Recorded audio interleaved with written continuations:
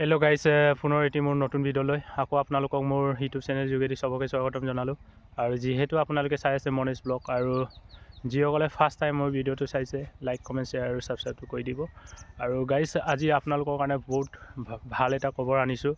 অসম আৰক্ষী বিভাগৰ 5,000 ভেকেঞ্চিটোৰ ওপৰত। আৰু যিসকলে আজিৰ পৰা কষ্ট কৰিব, ৰানিং ভাল কৰিব, অসম আৰক্ষী বিভাগৰ Assam police, ABUB, commando, cook barber, batmen, forest guard, AFF constable, গোটেই ভেকেঞ্চিটোৰ ওপৰত যিসকলে এতিয়াৰ পৰা আজিৰ তাৰিখৰ পৰা ৰানিং কৰিব, ই কিন্তু সপোনৰ পোচাকযোৰ, যিটো আপোনালোকৰ বহুত দিনৰ পৰা ৰানিং কৰি আছে, কষ্ট কৰি আছে, এই পোচাকযোৰ পিন্ধিব পাব।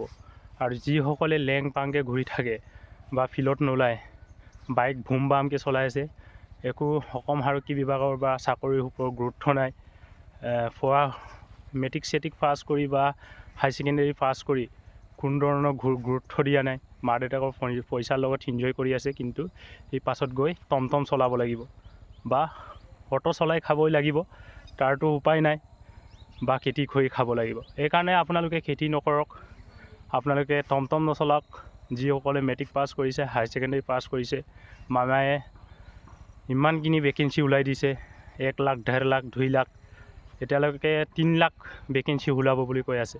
তাৰ কাৰণে চবেই যিসকলে অসম আৰক্ষী বিভাগে বুলি নহয়, ফৰেষ্ট গাৰ্ড, AFF, আমাৰ গ্ৰেড 4, গ্ৰেড 3 কাৰণে পঢ়ি থাকক, কষ্ট কৰি থাকক, ৰানিং কৰক। এনেই টাইমবিলাক বেষ্ট কৰি লাভ নাই। আমি কষ্ট কৰি আমি কিবা এটা পাব লাগিব। সফলতাটো হ'লে আমি যদি চাকৰি এটা পাই মা দেউতাকক কিমান এটা আনন্দিত হয়। সেইকাৰণে আপোনালোকে কষ্ট কৰ, যাতে আপোনালোকক মটিভেশ্যনৰ কাৰণে দিছোঁ। আপোনালোকে ৰানিং কৰিব ভাল এটা। আছাম কামাণ্ডৰ কাৰণে কোনো ধৰণৰ এক্সাম দিব নালাগে। আপোনালোকে 4.8 ৰানিং কৰক ডেইলি। শ্ল' স্পীড মাৰক কেতিয়াবা। আপোনালোকে লং জাম্প আৰু 100 মিটাৰটো পূৰা গুৰুত্ব দিব লাগিব। আছাম কামাণ্ডো যদি হ'ব বিচাৰোঁ, লং জাম্প আৰু 100 মিটাৰ তাত আপোনালোকে 16 মাৰ্ক পাব লাগিব। লং জাম্প এক্সিলেণ্ট মাৰিব লাগিব। ৰানিং হয়তো আপোনালোকে 19ৰ ভিতৰত যেনে তেনে সোমালেও হয়, কিন্তু গোটেই long jump, chin up, 100 metre race, এই গোটেইকেইটা আপোনালোকে টোটেল ভালকৈ এটা মাৰ্ক উঠাব লাগিব, তেতিয়া আপোনালোকৰ চিলেকশ্যন হ'ব। আৰু চাইক'মেট্ৰিক টেষ্টৰ কাৰণে ইমান প্ৰব্লেম নাই। যিসকলে হাইষ্ট মাৰ্ক উঠাব, ভাল এটা মাৰ্ক উঠাব, চাইক'মেট্ৰিক টেষ্টত হয়তো আপোনালোকক নাম চাম সুধি গড়খত কি কথা এইবিলাক সুধি কিনি পঠিয়াব পাৰে। সেইকাৰণে আপোনালোকে মাৰ্ক উঠাওক। ফিজিকেলৰ কাৰণে একদম এপৰ্ট লগাওক, ৰানিং কৰক, কষ্ট কৰ, আপোনালোকৰ নাম আহি যাব সেইবাৰ। আৰু যিসকলে মানে অসম আৰক্ষী বিভাগৰ ABUB বা ফৰেষ্ট, যাৰ কামাণ্ডোৰ কাৰণে বয়স নাই, আৰু আপোনালোকে কিন্তু পঢ়া শুনাটো ডেইলি ৰাখিব আৰু ৰানিং কৰিব।